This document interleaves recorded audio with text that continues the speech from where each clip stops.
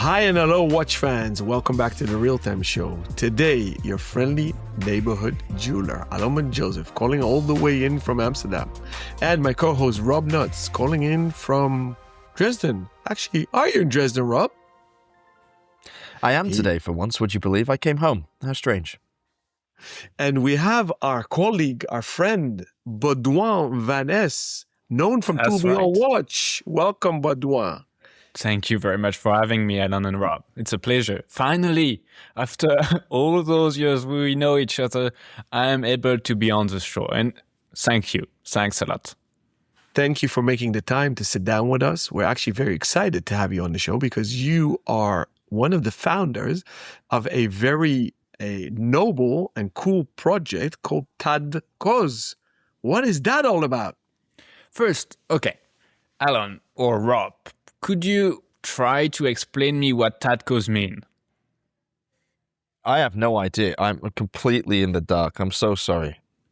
Okay. We have to put him back in his place. Remember, Baudouin, we are the hosts here and you're the guest. We ask the questions here, Baudouin. Take off your professional hat. Okay, I will try my best. If I get back to it, please feel free. So, basically what Kozh means is it's a word that means really something. It means grandfather it means grandfather from a countryside where my mother come from in Brittany, France, in the west. Maybe the best countryside in the world. There is, what is quite strange, way too many Dutch people who come here in Brittany during summer. So, as you know, my surname is Van Es, and I am also not half Dutch, but quarter Dutch. So it feels home. So basically, it means grandfather, and we decided to choose that name because it was also the nickname of my grandfather on my mother's side. And we loved this image of the grandfather who is here for you. Just it's fully gentle, full of love, and making sure that you discover things that maybe your parents do not want you to do. But who cares? He's not here to educate you, so just to having fun. So basically what Kozh is, it's a non-profit organization who is here to promote craftsmanship, to challenge brands on craftsmanship that they never used before. But also, on the other hand, it's an organization that wants to help young watchmakers who want to become independent, basically. That's amazing. Congratulations on setting that up. When Thank you you. speak about we, tell us who we are. Who we are. Basically, I would be fully honest with you.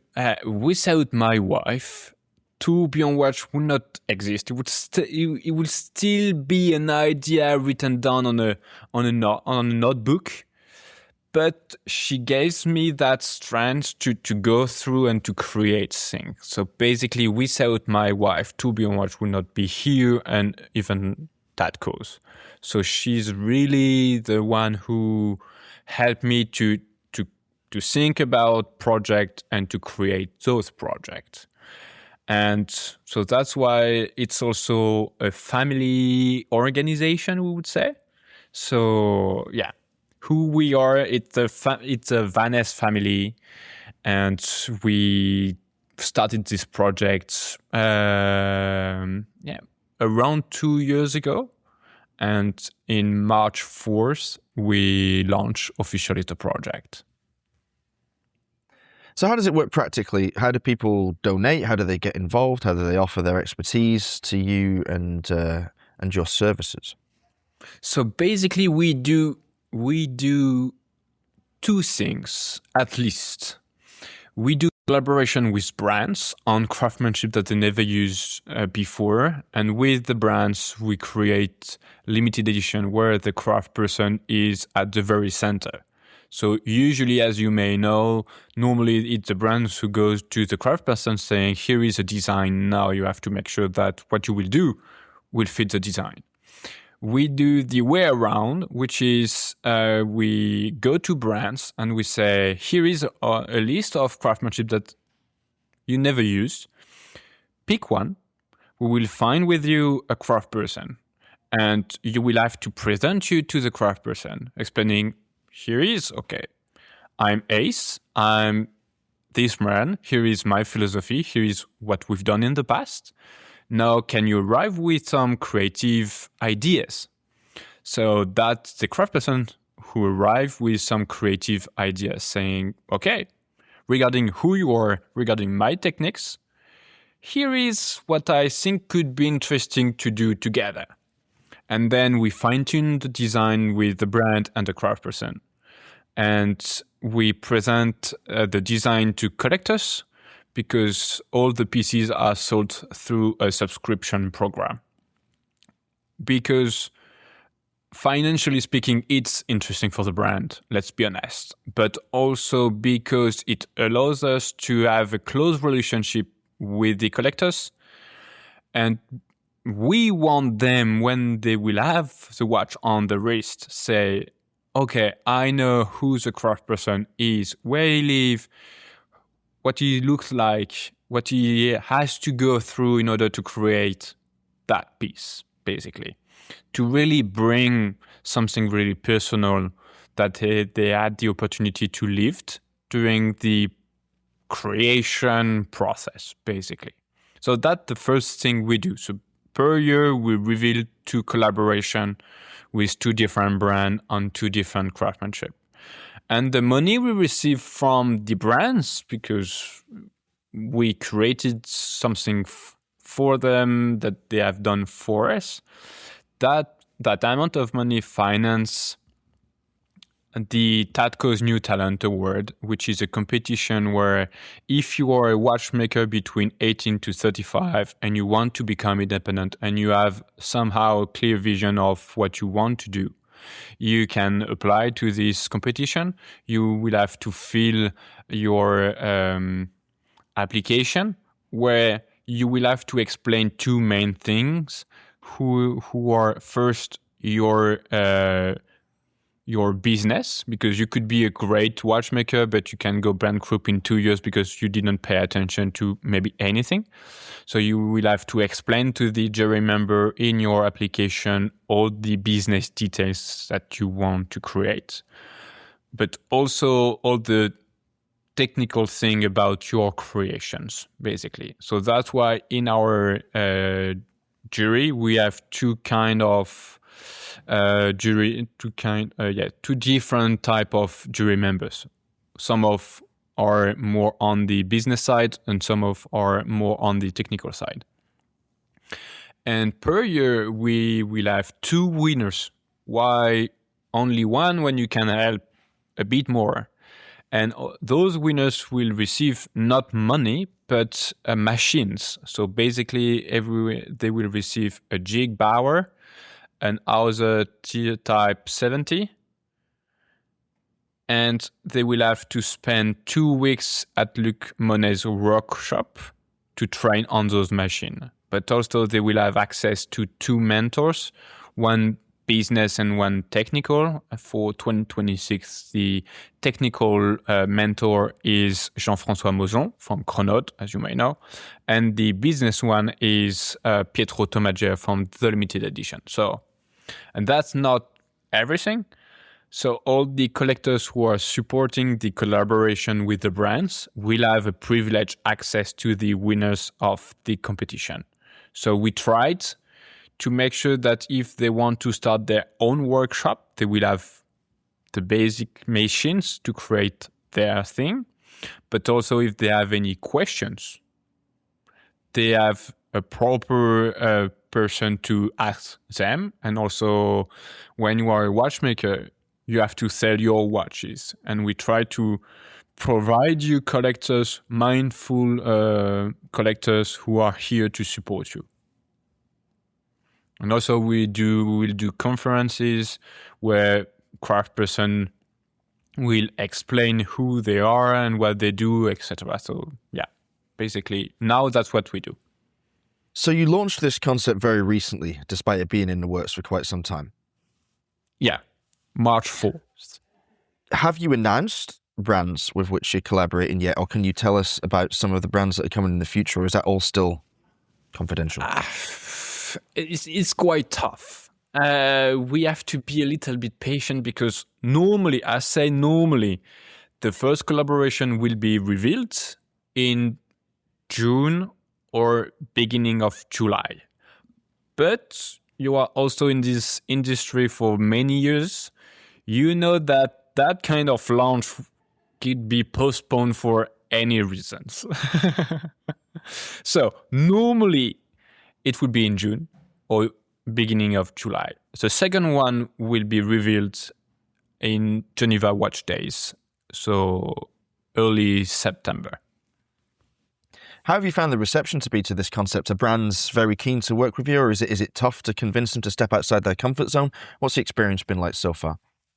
Oh, we've been lucky because it's the same like you. We've been in this industry for quite some years now. So we build relationships with some people. And when you are thinking about a project, you tease this project to some people just to make sure that there is at least a bit of interest. And we were quite surprised because some brands say, "That's cool. Let's do something." And we were, "Are you sure?" I remember vividly the first meeting I had to go to do. So the first one, we are in November 2024. I went to Bienne. So it gives you a bit of an idea of who's based in Bienne. And I had a meeting with the big boss. Said, "Okay, we had a chat during Geneva Watch Days. And I tease you a project about craftsmanship, challenging you on craftsmanship, and also to help young watchmakers to become independent." Something like that. Now that the idea is clear in my mind, I've done an horrible presentation on PowerPoint. "Do you want to see it?" And say, "Sure, let's do this." Okay.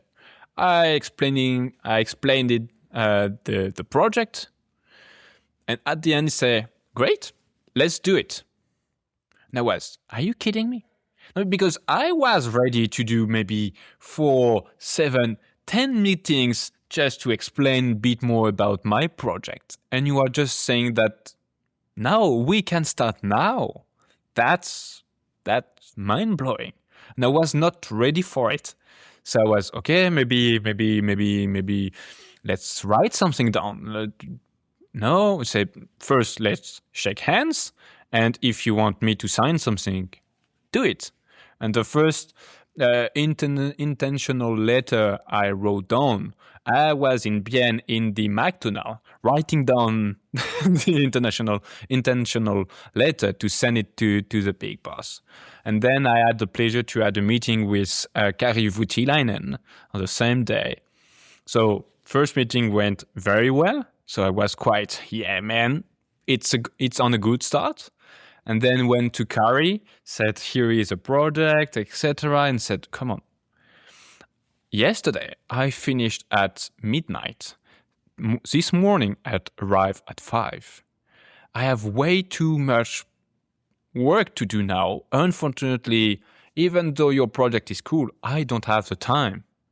And you should know that people who buy our watches now have to wait 11 years to receive them.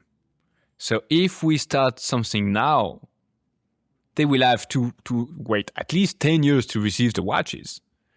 So it's not the right time for us. And I was, okay, fair enough. Makes sense. I was not aware of that.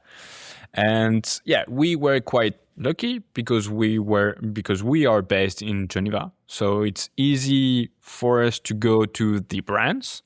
And also we've been building relationship with some brands for quite some years now. So sometimes just a phone call saying, "Okay, here is a project. What do you think?" Say, "Yeah, let's do it." It was for the third collaboration. I had a phone call with someone with a brand and say, "What do you think?" Say that's pretty interesting. Let's do something. So yeah, quite lucky. It was very well received by the brands. Also, we are also lucky because of what is currently happening now in the industry, where some brands said, okay, financially speaking, that kind of project do not represent anything because we are in touch directly to collect with collectors. It could help us to build our relationship with them. So let's be creative and let's see. So yeah.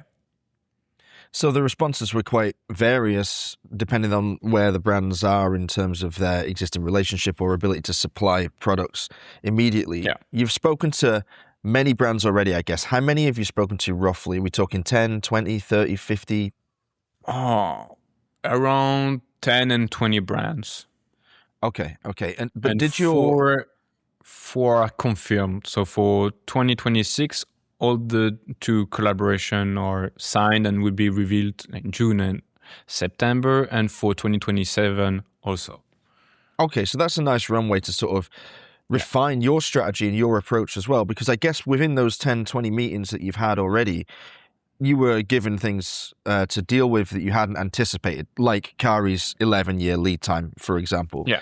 So is that going to adjust your approach? Is that going to change which kinds of brands you think of working with? Because you're trying to hit quite an interesting note with this project. Like it's brands that are able to produce, brands that have the willingness to step outside of their comfort zone, and brands that maybe have a strong following already, but they want to get closer and more intimately acquainted with their audience. Have you identified already like a profile of which kinds of brands are most likely to say yes? I would love to say yes, Rob. Maybe there is a list in my brain, but come on. That type of project is more about the people. So it's more about, I have a good feeling with that person. Let's discuss about it. Because at the end, you will spend hours chatting about details or about the project itself. So yeah, it's first, everything is all about the people that I like and I have a good relationship with them. Second, we try to find interesting pieces in their collection that we can play with. And regarding that point, it's more on, okay, I like that type of design and I could see that piece in my collection. Let's play with it. And third, it depends also if the brand is willing to or has the time to do it. So I don't have a list. I just have a list of person I like and I would love to do something with them. And I would love to do a collab with MB&F. Max, if you hear that, I would love to do something with you. But you know that it takes years to do a collab with such brands. And also what I learned also is in this industry, projects are discussed, but they will be revealed in 3 years. Yeah. So when we were at the very beginning of the project, we were looking for a brand who is willing to do something for the next year. And the first brands were gentle enough to say, yeah, let's do it. It will be a challenge. Even though we are just playing on the dial, we will find the time. Yeah. So, Baudouin, is there a commercial facet to everything you do here? Or is this 100% non-profit and charity aimed? That's the second one. Because if I would use a commercial language, what we sell is not the watches in itself. It's the journey as a collector you will live and all the technicity about the craftsmanship you will discover as a collector, but we are coming from the media side of this industry. So we will document, and we are documenting all the steps in order to make sure that other people could discover all those details. Because we want them to be aware of that type of craftsmanship are cool, but also very fragile. If we take just one example, if you want to do, I don't remember the name, the word in English, but a chain. You see, for a pocket watch where you have the pocket watch and you attach it, there is only one craft person who is able to do it by hand. So if tomorrow something happens, and I'm not wishing it, we will not be able to do it the traditional way. So we are losing something. So also by challenging brands on craftsmanship that they never used before, we are also trying to make sure that other brands are aware of those craftsmanship and say, okay, they've done it in a cool way. Yes, it was quite old, but it could be also modern. If you, for example, let's take the micro mosaic. That's beautiful. You go to Rome, that's stunning. You go to Place Saint-Marc in Venezia, that's beautiful. You can see micro mosaic or mosaic everywhere.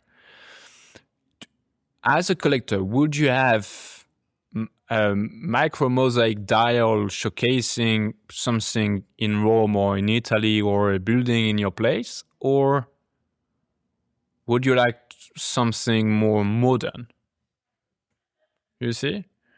So that's what we try also to push, which is show to other brands that we can challenge those traditional craftsmanship in a more modern way. So we want to educate and make sure that people understand that there is a real need behind it. It's super nice, and there is people who just want to show their capacities. So I think it's a great project. I think the potential for creativity is vast. I'm interested to know, because we've jumped straight into what you're doing right now, but I'm interested to know what led you to this point. What inspired you to start this initiative, and how did you get into watches in the first place? Is it something that's been passed down from generations, or are you the first member of your family to walk this road? Yeah. Tell us about your past. I don't know if it's the case with you, but my parents do not care at all about watches. They have a Casio. My dad has a Casio. It's great. He has an alarm, and if you want to look at your watch in during the night, just press a button, and it will light. So that's cool. Why buying a watch could be also way more expensive that you can use in the dark. So no interest on my family side, even though there is a story about my great-great-grandfather who were collecting watches. Even though I've been able to meet him and chat with him when I was young, I didn't know that he was collecting watches. And when he passed away, I didn't hear about a collection.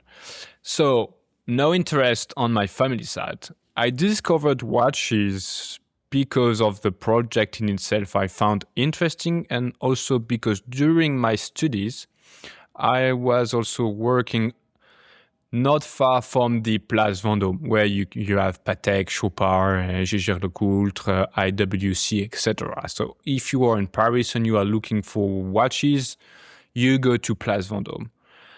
And I was, okay, that's an interesting product. I don't know nothing about it, but I would like to discover about it. So I asked a friend of mine, said, would you like to come with me and we will go to luxury boutique, and we will play like we are looking for a watch for something special. And that person were Alix, who is now my wife. So at the very beginning, I brought her in that interest. So met people along the way. Very quickly, I discovered Jean-Baptiste Viau, who were at the time the only independent watchmaker based in Paris. He was the master of Theo Fred. So met Jean-Baptiste, met Theo. Theo introduced me to Julien Tixier, and then to Ludovic Ballour, David Kondo, Philippe Dufour, Sven Andersen, all the guys, all the independents. And even though I was not able to understand what they were doing because I have no technical background, I have a diploma in law and another diploma in marketing. So nothing technical. So, but I was passionate about the people, who they were, and if I had any question about their product, I were about to ask them the questions. If you have a very nice vintage Breguet, you are not able to ask Breguet a question about it. But what is really cool about indies, if you have a question about their project, you are able to ask them those questions, and you will have a very true answer to it, because they do not lie about their project. They are their babies. So I am more passionate about the people than the product in itself. And when we had our daughter in 2024, we said, as a media, you only rely on marketing budget. And I work with my wife, so if there is something happening in the industry, it will be quite tough. So we have to develop something else. But also we were having conversation with some craft person where you understand that they have something special in their hands and you want to do something for them. But the only thing you are able to do is, let's do a podcast or let's do a video if you want. But you are not giving them jobs for maybe 6 months or a full year. You are just giving them exposure. And it was quite tough for me. I really wanted to help them and do something for them. So that's why we had a conversation with my wife saying, I'm pretty sure we can do something more for this industry rather than just doing podcasts, which is already good, but I consider that it was not enough. So we asked brands and craft person about what could be interesting to do. And one day we had an apéro with a friend and say, maybe let's think outside the box and let's have a look what is happening outside this industry. And maybe you could have a great idea. And when you are running a business, as you know, Alan, you should have a strategic plan for the next 5 years. And I've done it for Tourbillon Watch. And the idea was, I want to do something for the collectors. Because without them, without their passion, we were not here chatting, because this industry would not even exist. So I really wanted to do something for them. I was thinking about something, and I found Kozh with all those years, with all those tiny ideas and discussion we had with some craft person and some watchmakers. Is it very satisfying? I'm sorry. Normally, it has to be a quick pitch, very efficient. You had the long story, sorry. Well, that's the whole point of a podcast, right? It gives us a chance to dive deeper into these projects and the motivations behind them. And I think that's what everyone is here for, to understand why you're doing what you're doing. And is it very satisfying for you to have managed to bring together all of those different threads of inspiration that you've experienced throughout your career into this one project that is actually doing something good as well as necessary? That's a good question. I would say yes. Yes. Because Good question, short answer. Yes. yeah, but because we achieve one thing which is not for us. We are just helping craft person. We are just challenging brands on something new, because as you may understand, every collaboration we are doing is in a way a world premiere for the brand. So we are like explorer and pushing the brand to go beyond their limits. And as a curator, because you are above it, I'm not the one doing the pieces or the dial or the craftsmanship. I'm just here to connect and say, guys, let's do it. And when they all say yes, it's just a pleasure. So yeah. But do you even realize when it's true?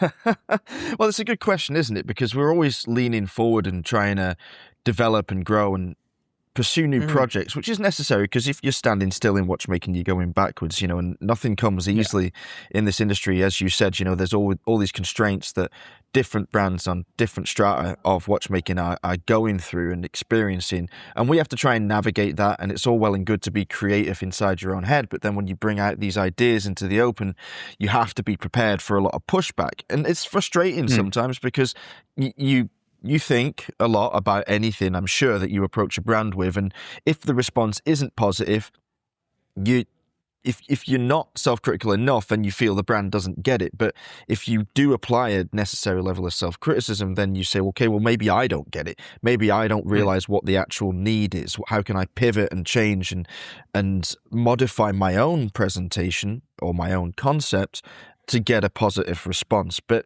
even if you do that, there's no one-size-fits-all answer. There's no magic formula. I pushed earlier as to whether you'd if you had one, Rob, I would love you to give it to me. If you have this magic technique to have every time a yes. I'm using way too much cloth now to find the right angle. So yeah. Oh, so you're a Claude user, are you? Very interesting. Well, yeah, I was ChatGPT user, and then I discovered Claude way too efficient for emails and strategy and social media. So yeah, and maybe it will be Gemini, because what they have done with Nano Banana, it's so great. Well, this is interesting, because this is the first generation that's used AI tools as part of their daily workflow, and it's still very, very new. And I'm still stuck on ChatGPT because I'm a bit of a dinosaur in this world, which is a strange thing to say, because I thought I was really, really up to date.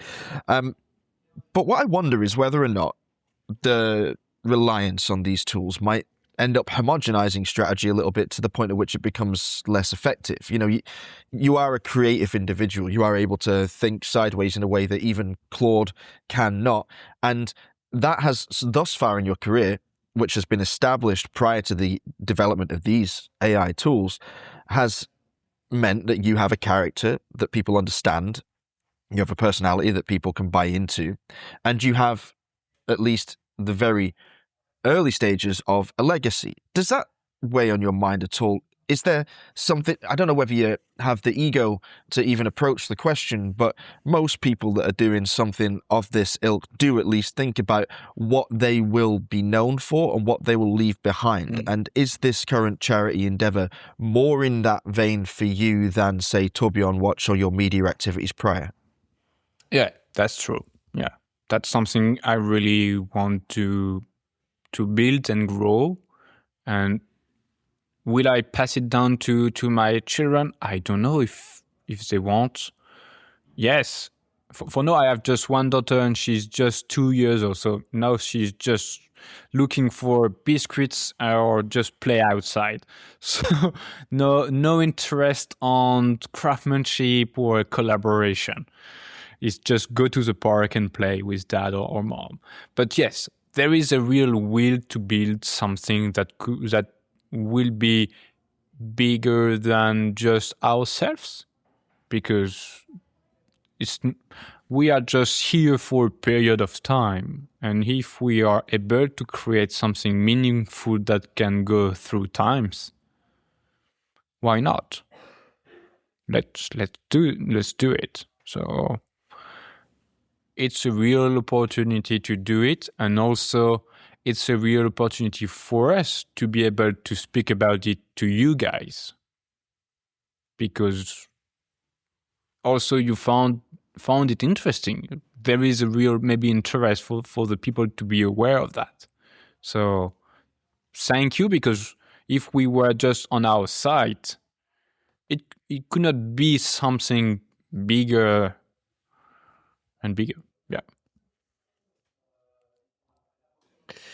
Talking of Tatko's grandfather, being a young papa yourself, you spoke about your daughter, you work with your wife, you met her through watches. What do you think is going to be the relevance of watches for our young kids? Because I have young kids as well. We always speak about kids when we meet up. And you just indicated ChatGPT, Claude.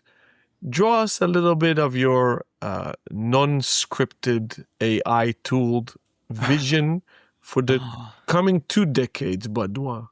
When our kids are going to uni, maybe they don't even need uni because they have AI implants in their heads and can speak or understand any language.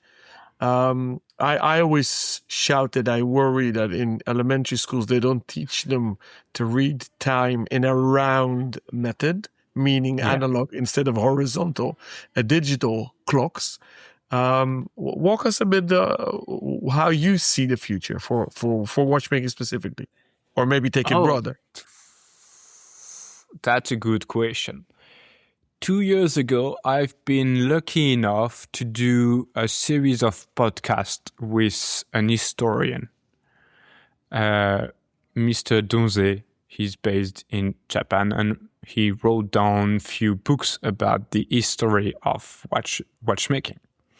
And on every episode, we were just discovering a period of time in this watchmaking industry. And what I discovered during that series is 4 years, people were looking for reliability, but also be as precise as possible. So it was a technical pursuit. And then arrived quartz and all these artisanal or the mechanical, all those mechanical watches were not reliable anymore regarding quartz watches. And then they realized that maybe they push a bit too, they push way too far this cursor, this technical pursuit. So we went from creating a tool that is meaningful for people. Then we discovered that we can create the same tool cheaper, way more efficient, but it was less meaningful for this industry and for the soul that you were able to put in it. So we moved the marketing discourse from this watch is maybe the only one who is as precise as it, to if you were at this place, you should wear that type of watches. And Rolex was the first one to do a swap in their marketing, in their communication. So we were building, creating tools to now it was a social status recognition. Now, in 2026 and maybe for years to come, when you are looking for what the different studies show that people are looking for meaningful projects, So when you look at what this industry is currently doing, which is celebrating the past, which is good, but if we do a jump in 20 years and we will have a look what is currently happening, what the brands will have built. If you are just celebrating the past, what are you building right now that will be celebrating in 20 years or in 100 years? So that's quite interesting. And we went from it's an industry, you need to sell a certain amount of watches to still be here. And the demand just slowed down because why would I buy this watch this year and another one next year, even though I'm passionate about watches, if there is no meaningful project behind it? Because I want to support a cause or I want to support someone. So when you are having a conversation with some collectors, when they collect indies because they have this special relationship with the maker. And that's what they are looking for. But when you are Patek, not everyone can have a special relationship with Thierry Stern, which is quite impossible. So there is this strange situation where you need to sell a certain volume to make sure that all this industry is still running, but also you are looking for meaningful project. And maybe with that cause, brands will discover that let's do something meaningful with our watches. So let's find meaningful project to support. And when you will buy this watch, you know that you will support a project that is meaningful for you and you will have a special relationship with a brand. And I hope the industry will go in that direction. I don't know what you think. It's very deep, but... It's very good. I think it's very interesting. So thank you for sharing that. While listening to you now almost 45 minutes, the red thread that I find in your thinking is the meeting of the creators. So it's the physicality and the relationship and the feelings associated to that. So that begs actually one final question for this lovely episode. Are you going to create physical platforms where creators, products, and new owners or admirers can come together? Because for now, it's all digital. Yeah, for sure. I would love to have a house where you will have machines, where if you are a young watchmaker, you have a project in mind, you can go there and do your stuff, and you will have benches, machines, etc. And also, it will be a very center of maybe creativity where people could just meet, have a chat, do collaboration, etc. I would love this to happen, to have these physical places.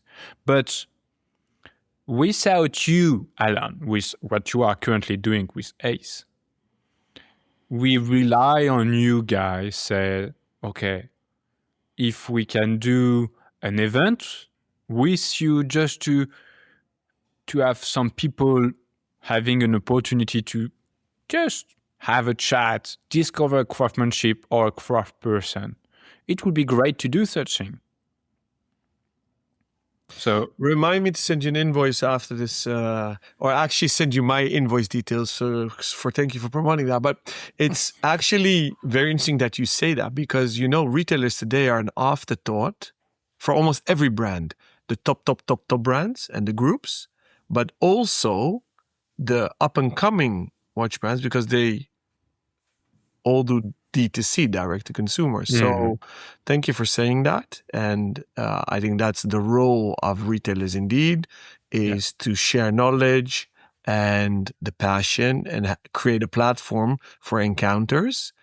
But it's also obviously a very commercial thing. Yeah. So I would love to have a platform for that cause where all kindred spirits can come together. So thank you for coming on the show. Good My luck. pleasure. And the Thank Real you. Time Show is here to help in whatever way we can. You are already doing it. So thank you, Rob, and thank you, Alan. It is our pleasure. And if anyone has any questions for Baudouin, then you know how to get in touch. You can contact us via Instagram at therealtime.show, or you can get in touch via the contact form on the official website, www.therealtime.show. We will be back soon with more top quality watch content and interviews with the industry's innovators. Until then, stay safe and keep on ticking.